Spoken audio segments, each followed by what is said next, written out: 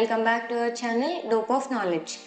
ఈరోజు వీడియోలో 17 సార్లు యుద్ధం చేసిన జరాసంధుని కృష్ణుడు ఎందుకు చంపలేకపోయాడు, ధర్మరాజు రాజసూయ యాగం ఎందుకు చేయాలనుకున్నాడు, ముల్లోకాలను నడిపించగల కృష్ణుడు జరాసంధుని దగ్గరకు మారువేషంలో ఎందుకు వెళ్ళాడు, 100 మంది రాజులను బలి ఇవ్వాలనుకున్న జరాసంధుని మరణ రహస్యం ఏంటి, ఈ విషయాలన్నీ ఈ వీడియోలో మనం తెలుసుకుందాం. వీడియో చాలా ఇంట్రెస్టింగ్గా ఉంటుంది, స్కిప్ చేయకుండా లాస్ట్ వరకు చూడండి. ఒకసారి నారదుడు ఇంద్రప్రస్థానికి వచ్చి ధర్మరాజును కలుస్తాడు. అప్పుడు తన తండ్రి పాండురాజు యమసభలో ఉన్నాడని, ధర్మరాజును రాజసూయ యాగం చేసి స్వర్గలోక ప్రాప్తిని పొందమని, అది తన కోరికని తెలియచేయమని చెప్తాడు. నీ తండ్రి కోరిక మేరకు రాజసూయ యాగం చేసి నీతో పాటు నీ తండ్రికి కూడా స్వర్గలోక ప్రాప్తిని కలగచేయమని చెప్పి నారదుడు అంతర్ధానం అవుతాడు. అప్పుడు ధర్మరాజు తన పురోహితుడు దౌమ్యుని పిలిచి అసలు రాజసూయ యాగం విశేషం ఏంటి, దాన్ని ఎలా నిర్వహించాలి అని అడుగుతాడు. అప్పుడు దౌమ్యుడు ఈ విధంగా చెప్తాడు. ధర్మరాజా, రాజసూయ యాగం అంటే క్షత్రియురాజులందరినీ ఒకరి పాలన కిందకు తెచ్చుకోవడమే. దాని ద్వారా రాజ్యం విస్తరిస్తుంది, అలాగే పాలన కూడా నలుదిక్కులా వ్యాపిస్తుంది.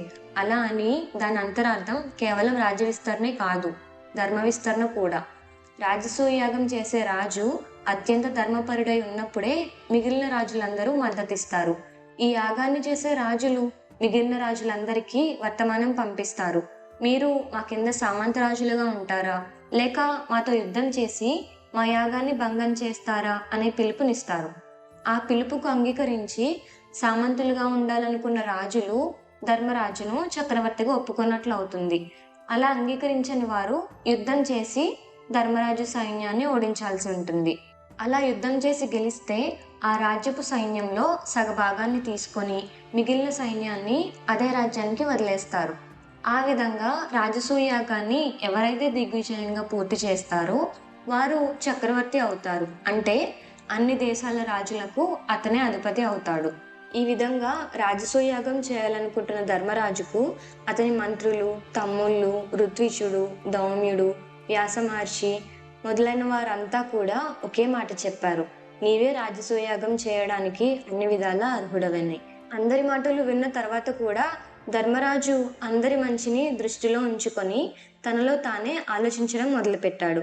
కేవలం నా ఒక్కడి సంకల్పంతోనే యజ్ఞం జరిగిపోదు కదా.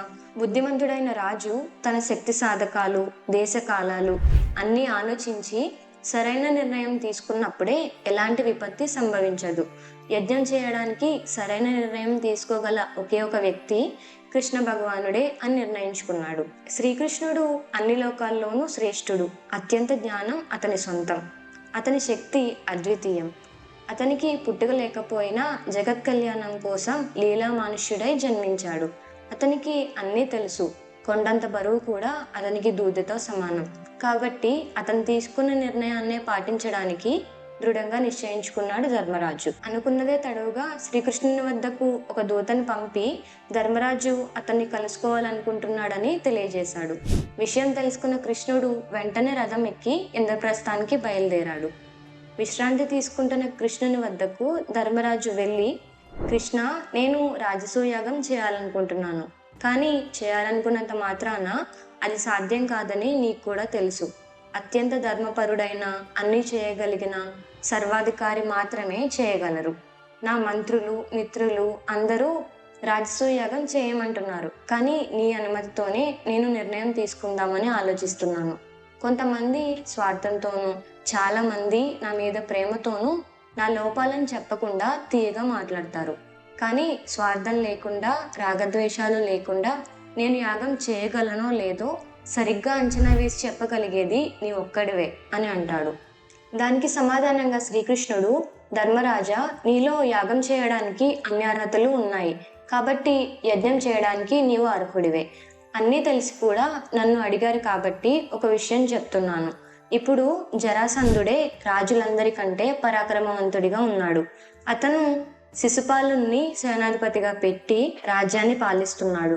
అనేక మంది రాజుల మీద యుద్ధం చేసి వాళ్ళందరినీ బంధించాడు. ఇప్పటికీ అతని వద్ద 86 మంది రాజులున్నారు.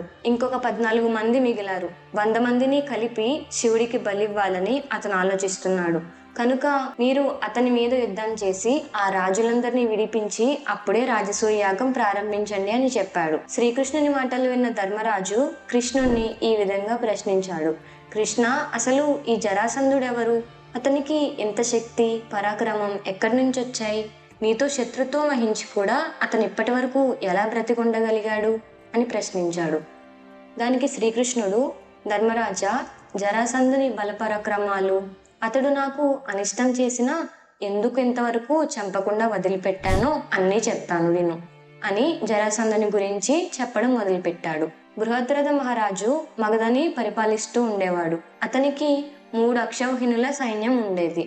అతను చాలా పరాక్రమవంతుడు, అందగాడు, ధనవంతుడు కూడా.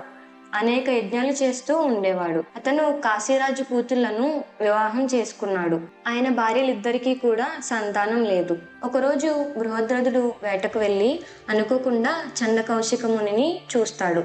ఆ మహర్షికి నమస్కరించి తనకు సంతానం లేదని, సంతానం కలిగే ఉపాయాన్ని చెప్పమంటాడు. బృహద్రథ మహారాజుతో సంతృప్తి పొందిన ఆ ఋషి ఆయనకు ఒక ఫలాన్ని ఇచ్చి దాన్ని మహారాజు భార్య సేవిస్తే సంతానం కలుగుతుందని చెప్తాడు. అయితే ఆ ఋషికి బృహద్రథుడికి 2 భార్యలు ఉన్నారన్న విషయం తెలీదు. రాజధానిని చేరుకొని అంతఃపురంలో ఉన్న భార్యలిద్దరికీ ఆ ఫలాన్ని సగభాగం చేసి తినమని ఇస్తాడు. ఆ సగభాగాన్ని స్వీకరించిన భార్యలిద్దరికీ చూడటానికే భయంకరంగా ఉన్న శిశువులు సగభాగాలుగా జన్మిస్తారు. దీనితో దిగ్భ్రాంతికి గురైన మహారాజు ఆ శిశుభాగాలను రాజధాని అవతల విసిరేయమని తన సేవకులకు అప్పగిస్తాడు. సేవకులు రాజు చెప్పినట్లు రాజధాని అవతల శిశువుల భాగాలను విసిరేస్తారు.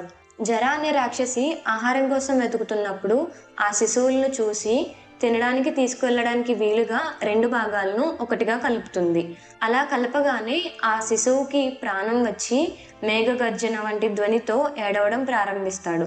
ఆ రాక్షసి శిశువుకి ప్రాణం రావడంతో అప్పుడే పుట్టిన కుమారుని చంపడం చాలా తప్పని ఆలోచించి తిరిగి మహారాజు దగ్గరికే తీసుకుని వెళ్ళి జరిగిన వృత్తాంతాన్నంతా చెబుతుంది. రాజు చాలా సంతోషించి జర అనే రాక్షసి సంధించింది కాబట్టి జరాసంధుడు అనే పేరు పెడతాడు. కొన్నాళ్ళ తర్వాత చండకౌశిక ముని మళ్ళీ మగధ దేశానికి వచ్చాడు. అప్పుడు జరాసంధుని గురించి అన్ని విషయాలు దివ్య దృష్టితో తెలుసుకొని నీ కుమారుడు అత్యంత పరాక్రమవంతుడు, బలవంతుడు అవుతాడు. అతన్ని ఎదిరించి ఎవరూ నిలవలేరు. విరోధులు సైతం తమంతట తామే నశించిపోతారు. ఇతని ఆరాధనకు మెచ్చి శివుడు స్వయంగా దర్శనమిస్తాడు అని చెప్పి వెళ్ళిపోతాడు. అయితే జరాసంధుని కూతురిని నా మేనమామ అయిన కంసునికి ఇచ్చి వివాహం చేశాడు. నేను కంసుని చంపినప్పటి నుంచి నాపై ప్రతీకారంతో యుద్ధం చేస్తూనే ఉన్నాడు. అయితే జరాసంధుని మరణం మాత్రం నా చేతిలో లేదన్న విషయాన్ని అశరీరవాణి తెలియజేసింది. కనుక ఎన్నిసార్లు యుద్ధం చేసినా ప్రయోజనం లేదు కాబట్టి 17 సార్లు యుద్ధం జరిగినా అతన్ని చంపకుండా విడిచిపెట్టాను. యుద్ధం జరిగిన ప్రతిసారి ఎంతో ధన నష్టం, ప్రాణ నష్టం జరుగుతూ ఉండేది. నేను నా నగరాన్ని ప్రతిసారి పునర్నిర్మించుకునే పరిస్థితి ఏర్పడేది. అలా కష్టపడి నిర్మించుకున్న నగరం తర్వాత యుద్ధానికి మళ్ళీ నాశనం అయ్యేది. ఇలాగే జరిగితే ఇరువైపులా ఎవ్వరూ మిగలరని జరాసంధుడు దండయాత్ర చేయడానికి వీలు లేకుండా మగధకి చాలా దూరంగా సముద్రపు ఒడ్డున ద్వారకా నగరాన్ని నిర్మించి నా ప్రజలందరినీ తీసుకొని ఆ నగరంలో ఉంచాను అని చెప్తాడు. ఇక్కడ మనం ఒక ఆసక్తికర విషయం తెలుసుకుందాం. ఒకసారి జరాసంధునితో యుద్ధం చేస్తున్న సమయంలో బలరాముడు జరాసంధుని చంపబోతుండగా కృష్ణుడు అడ్డుపడతాడు. అప్పుడు బలరాముడు అడుగుతాడు, ఎన్నిసార్లు యుద్ధం చేసినా అతని సైన్యాన్ని మాత్రం చంపి జరాసంధుని మాత్రం ఎందుకు వదిలిపెడుతున్నావని. అప్పుడు కృష్ణుడు నవ్వుతూ ఇలా సమాధానం ఇస్తాడు, జరాసంధుని మరణం మన చేతిలో లేదు. యుద్ధం చేసే ప్రతిసారి అనేక మంది సైన్యాన్ని వెంట పెట్టుకొని వస్తున్నాడు. దుష్ట సంహరణ చేయడానికి నేను వెళ్ళే అవసరం లేకుండానే తానే అధర్మపరులందరినీ ఇక్కడికి తీసుకొస్తున్నాడు కదా అని అంటాడు. అది విని బలరాముడు ఆశ్చర్యపోతాడు. విషయాన్నంతటినీ వివరించి జరాసంధుని మీదకు భీమార్జునులను తీసుకొని బయలుదేరతాడు కృష్ణుడు. ముగ్గురు కలిసి బ్రాహ్మణ వేషంలో మగధకు బయలుదేరతారు. అయితే నగరానికి చివర ఒక కొండ ఉంది. దాని మీద 3 పెద్ద డంకాలు ఉన్నాయి. శ్రీకృష్ణుడు వాటిని చూపిస్తూ భీమా, ఎవరైనా కొత్త మనుషులు అనుమతి లేకుండా ప్రవేశిస్తే ఆ యుద్ధ డంకాలు వాటంతట అవే మోగుతాయి. వెంటనే సైన్యం అప్రమత్తమై వాళ్ళ మీద దాడి చేస్తుందని చెప్తాడు. కృష్ణుడి మాట విన్న వెంటనే భీమార్జునులు ఒక్క నిమిషం కూడా ఆలస్యం చేయకుండా ఆ డంకాలను ముక్కలు ముక్కలుగా ధ్వంసం చేసేశారు. మెల్లగా లోపలికి ప్రవేశించి జరాసంధుని కలిశారు. బ్రాహ్మణ రూపంలో ఉన్న వాళ్ళ ముగ్గురిని జరాసంధుడు పూజించాడు. కానీ వారి నడవడికకు, వారి వేషాలకు పొంతన లేకపోవడం వల్ల జరాసంధుడు అనుమానంతో, బ్రాహ్మణులారా, బ్రహ్మచార్యులు సభలకు వెళ్ళే సమయంలో తప్ప ఎప్పుడూ పూలమాలలు, గంధం ధరించరని నాకు తెలుసు. అసలు మీరెవరు? ఎర్రని వస్త్రాలు ధరించి మీ శరీరం మీద పూలమాలలు, చందన చర్చితాలు కనిపిస్తున్నాయి. మీ భుజాలకు ధనుర్ధారణ వల్ల ఏర్పడిన ఆనవాళ్లు స్పష్టంగా తెలుస్తున్నాయి. అసలు మీరెవరని అడిగాడు. మల్ల యుద్ధంలో నిన్ను ఓడించే మగాడే పుట్టలేదని ప్రపంచమంతా అనుకుంటున్నారు. మా ముగ్గురిలో ఒకరిని నువ్వు యుద్ధంలో ఓడించు. అప్పుడు అందరూ అనుకుంటుంది నిజమేనని మేము నమ్ముతామని ముగ్గురు కలిసి జరాసంధుని రెచ్చగొట్టారు. జరాసంధునికి ఏమీ అర్థం కాక, అసలు మీరెవరు? నాతో యుద్ధం చేయాలనుకుంటున్నారంటే మీరు ఖచ్చితంగా క్షత్రియులే. అలాంటప్పుడు రాజద్వారం గుండా ఎందుకు రాలేదు? వేషాలు మార్చుకొని బురుజులు బద్దలు కొట్టి బ్రాహ్మణ వేషంలో దొంగచాటుగా రావడానికి కారణం ఏంటని ప్రశ్నించాడు. అప్పుడు కృష్ణుడు, మేము క్షత్రియులమే. మిత్రుని ఇంటికి ముఖద్వారం గుండా, శత్రువు ఇంటికి దొంగదారిన ప్రవేశించడం క్షత్రియులకు ధర్మమే. అందుకే దొంగదారిలో వచ్చామని చెప్తాడు. అప్పుడు జరాసంధుడు, నేను మీ వాళ్ళెవరికి అపకారం చేయలేదు. మీకు నాకు ఎలాంటి శత్రుత్వం లేదు. నేను బ్రాహ్మణులకి, దేవతలకి, మునులకి మహాభక్తుడిని. ఉత్తమ క్షత్రియ ధర్మాన్ని ఆచరిస్తూ ఉన్న నన్ను మీరు శత్రువుగా ఎందుకు చూస్తున్నారని అడిగాడు. అప్పుడు కృష్ణుడు కోపంతో, సాటి క్షత్రియులను బంధించి శివుడి పేరు అడ్డం పెట్టుకొని వాళ్ళని బలిస్తూ దాన్ని పూజలాగా భావించే నీవు ఉత్తమ క్షత్రియుడువా? అలాంటి పూజలు మహాశివుడు కరుణిస్తాడని అనుకుంటున్నావా? నీవు బంధించిన రాజులందరినీ విడిచిపెట్టు, లేకపోతే యుద్ధం చేసి మాతో గెలువు అన్నాడు. అప్పుడు జరాసంధుడు, వాసుదేవ, నేను ఏ రాజును కూడా ఓడించకుండా తీసుకురాలేదు. నన్ను ఎదిరించిన వాళ్ళందరినీ ఓడించే తీసుకొచ్చాను. అలాంటప్పుడు వాళ్ళని బలిచ్చే హక్కు నాకు ఉంది. నీవు చెప్పావని వాళ్ళని ఎలా వదిలిపెడతాను?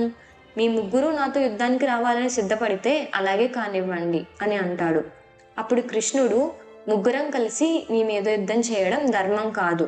కాబట్టి మా ముగ్గురిలో ఎవరితో యుద్ధం చేస్తావో నువ్వే నిర్ణయించుకో అని అంటాడు. అప్పుడు జరాసంధుడు భీముడితో యుద్ధం చేయడానికి సిద్ధపడతాడు. అయితే ఒక కథనం ప్రకారం భీముడు, దుర్యోధనుడు, బకాసురుడు, కీచకుడు, జరాసంధుడు ఒకే నక్షత్రంలో పుట్టారని, వారిలో ఒకరి చేతిలోనే మిగతా నలుగురి మరణం ఉందని, భీముడు మొదట బకాసురుని చంపాడు కాబట్టి మిగతా నలుగురిని కూడా తానే చంపుతాడని ఒక కథనం ప్రశస్తిలో ఉంది.